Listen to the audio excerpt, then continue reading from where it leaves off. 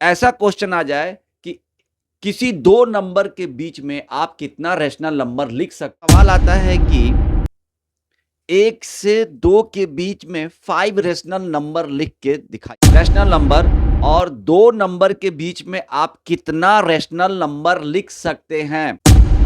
जैसे ही बच्चों से सवाल पूछे जाते हैं कि 1 से लेके 2 के बीच में हम कितना रैशनल नंबर लिख सकते हैं, उस वक्त अगर आपको कोई टीचर ये नहीं समझाता है कि 1 से 2 तक पहुंचने के लिए आपकी जिंदगी बीत जाएगी और आप 2 तक पहुंच ही नहीं सकते हो। मान लो कि 1 से हमको 2 तक पहुंचना है, हमने क्या लिख दिया, 1 के आगे 0.1 लिख दिया, 2 तक तो नहीं पहुंचे। फिर एक और आदमी आया, 0.001 लिख दिया। अब अगर दूसरा आदमी आया, 0.0002 लिख दिया। क्या आप 2 तक पहुंचे? नहीं पहुंचे। तो बहुत सारे बच्चे जिनको काफी कंफ्यूजन होता है कि हम सर 1 से 2 तक पहुंच जाएंगे, बहुत आसान है, लेकिन आसान नहीं है। जैसे ही आप 9th क्लास में जाएंगे तो आपको पूछा जाएगा रैशनल नंबर और 2 नंबर के बीच में आप कितना रैशनल नंबर लिख सकते।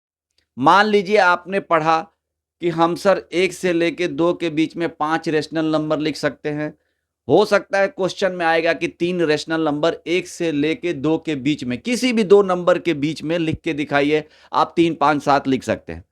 बाय द वे, अगर जब ऐसा तो वहां पर आपको ऑप्शन में इनफाइनाइट लिखा रहेगा और वहां पे इनफाइनाइट टिक मार के आना है। तो बच्चों, जब तक आप अपने बेसिक्स को स्ट्रांग नहीं करेंगे, आपके सवाल नहीं बनेंगे और आप फेल हो जाइएगा, कोई काम नहीं आएगा। इसलिए आप कंसंट्रेशन बढ़ाएं, प्रैक्टिस अच्छे से करें, घर पर मेहनत करें। कम से कम आप अपने आप को 5 से 6 घंटा समय दें, या कम से कम 4 घंटा तो जरूरी ही दे, और हर एक कंसेप्ट को क्लियर करें।